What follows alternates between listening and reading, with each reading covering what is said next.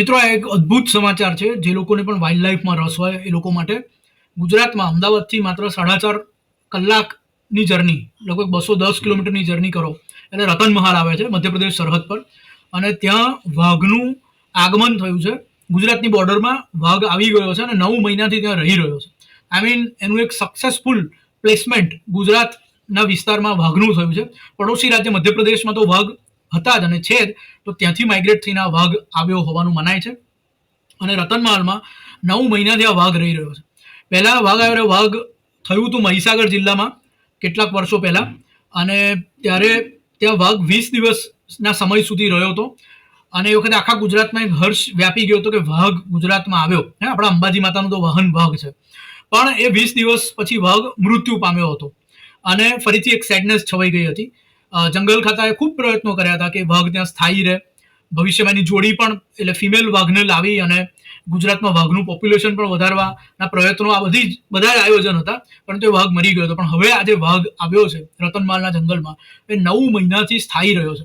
અને જંગલ ખાતાએ એકદમ લો પ્રોફાઇલ આ વાઘની પ્રેઝન્સ વિશે ક્યાંય બહુ વધારે ચર્ચા પણ નથી કરી. કારણ કે મહીસાગરમાં જે થયું હતું થોડા વર્ષો પહેલા, વાઘ આવ્યો વાઘ એવું ના થાય એટલા માટે સ્થાનિક લોકો જોવા ઉમટી પડે અને બીજા બધા પ્રશ્નો થાય. તો બહુ સિક્રેટલી પ્રાઇવસી વાળું આખી આ વિગત લો પ્રોફાઇલ એને રાખી હતી. પરંતુ હવે મોટા પાયે માધ્યમોમાં આવ્યું છે કે 9 મહિનાથી આ વાઘ રહી રહ્યો છે અહીંયા. અને વાઘ માટે જે ત્યાં કેમેરા ગોઠવ્યા હોય જંગલમાં, એના વિઝ્યુઅલ્સ પણ હવે તો આપણને અધિકૃત રીતે પ્રાપ્ત થયા છે. આ આપ જોઈ શકો છો, આ વાઘના વિઝ્યુઅલ્સ કે જે રતનમહાલમાં ગુજરાતમાં દેખાયો છે. ભૂતકાળમાં વાઘ ગુજરાતમાં હતા, અંબાજી વિસ્તારમાં પણ હતા, ડાંગ વિસ્તારમાં પણ હતા, સેન્ટ્રલ ગુજરાતના જંગલ વિસ્તારોમાં પણ હતા. પછી વાઘ લુપ્ત થઈ ગયા. ઘણા વર્ષો સુધી વાઘ લુપ્ત રહ્યા અને એક ચર્ચા પણ ચાલી કે ભાઈ આપણે ત્યાં એક વખતે વાઘ હતા, આપણે ગુમાવી દીધા. પરંતુ હવે વાઘ એક સ્થાયી રૂપે ફરીથી આવ્યો છે. જોકે એની જોડી થાય તો જ વાઘનું પોપ્યુલેશન અહીં ફરીથી નેચરલી એસ્ટાબ્લિશ થાય. અધરવાઇઝ આ એક જ વાઘ હોય તો એના લીધે મલ્ટિપ્લિકેશન ના થાય. જ્યાં સુધી આ વાઘ જીવતો રહેશે કે ગુજરાતમાં રહેશે ત્યાં સુધી પાછું વાઘની પ્રેઝન્સ રહેશે ને પછી જતી રહેશે, જે અગાઉ મહીસાગરમાં થયું હતું. એટલે એ પ્રયત્નો પણ અત્યારે વિચારણા હેઠળ છે કે આની જોડી બને અને વાઘનું પોપ્યુલેશન નેચરલ કોર્સમાં ફરીથી થાય. રતનમહાલ, જે લોકો ટ્રેકિંગના શોખીન છે, ગુજરાત જે ખૂંદવાના જે અભ્યાસુ છે, અથવા દાહોદ વિસ્તારના જે લોકો છે, એ લોકો જાણે છે ખૂબ જ રળિયામણું અને સરસ જંગલ છે. ચોમાસામાં તો એમાં ધોધ પણ હોય છે અને બહુ ડીપ જંગલની અંદર હોય છે. ખૂબ જ સારું સચવાયેલું એક આ જંગલ છે અને એમાં હવે વાઘની પ્રેઝન્સ થઈ છે. જો ગુજરાતમાં સિંહ તો છે જ, એની સાથે સાથે દીપડા પણ છે. બન્ની વિસ્તારમાં કચ્છમાં ચિત્તા ફરીથી લાવવાના પ્રયત્નો થઈ રહ્યા છે અને ત્યાં ચિત્તાનું એક બ્રીડિંગ સેન્ટર પણ થશે. અગાઉ ચિત્તા હતા ગુજરાતમાં. આપણા જે જૂના રાજવીઓ છે રજવાડાના સમયમાં, એ તો ચિત્તા પાળીને એના મારફતે શિકાર પણ કરતા હતા, કાળિયાર વગેરેનો.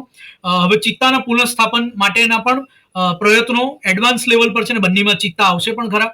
દીપડા છે, સિંહ છે અને એની સાથે સાથે વાઘનું પણ ગુજરાતમાં આગમન થયું છે. એક શુભ સંકેત છે, કારણ કે આપણે અંબાજી માતાનું વાહન સમજીએ છીએ. અને આ વાઘ અહીં ટકી રહે એના માટે ત્યાં જંગલ વિભાગે વિવિધ વ્યવસ્થાઓ પણ કરી છે. પાણીની વ્યવસ્થા કરી હોય, કારણ કે આપણે જાણીએ કે ચોમાસા સિવાય આપણે ત્યાં બધું ડ્રાય હોય છે. ઇવન જંગલ વિસ્તારમાં પણ ખળખળ વહેતી નદીઓ નથી હોતી. ચોમાસા પછીના કેટલાક સમય સુધી જ હોય છે. તો આ માટેના પ્રયત્નો પણ જંગલ ખાતાએ કર્યા છે. એની સાથે સાથે એને જે ખાવા માટે જે પ્રે જોઈએ, જે હરણ વગેરે જોઈએ, સાબર છે, ચોશિંગા છે, તો આ તમામ જે ની પણ વ્યવસ્થા, એના ખોરાકની પણ વ્યવસ્થા જંગલ વિભાગે કરી છે.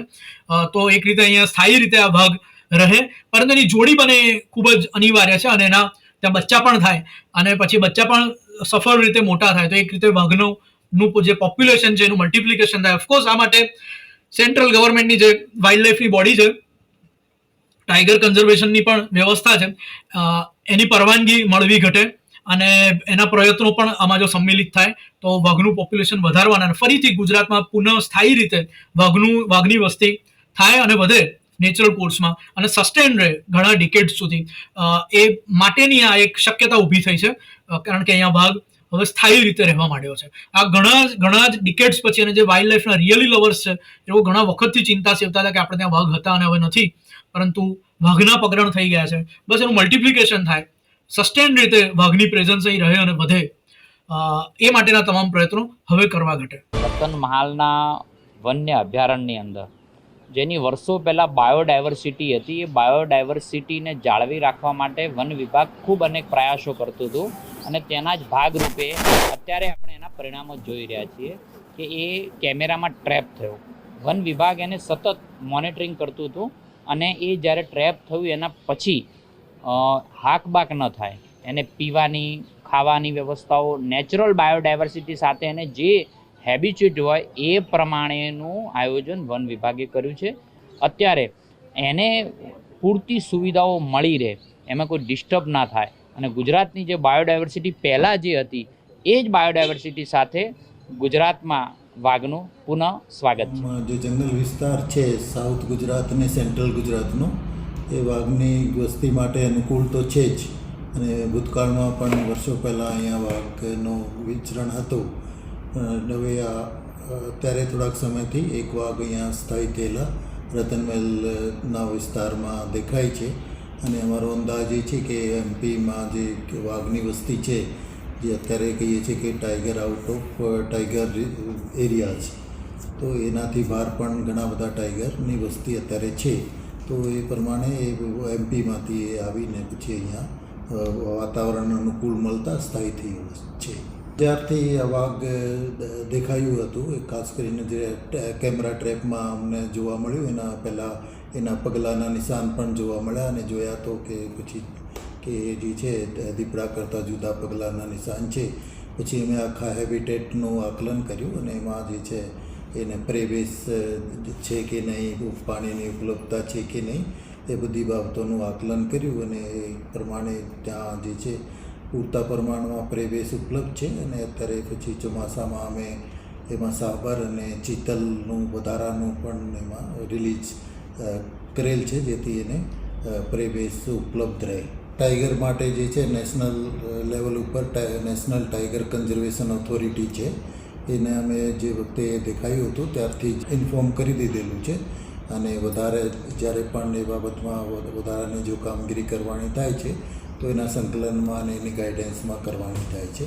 એટલે એના અમે સાથે સંકલનમાં છીએ અને એના માર્ગદર્શન મુજબ આગળની કાર્યવાહી કરશું.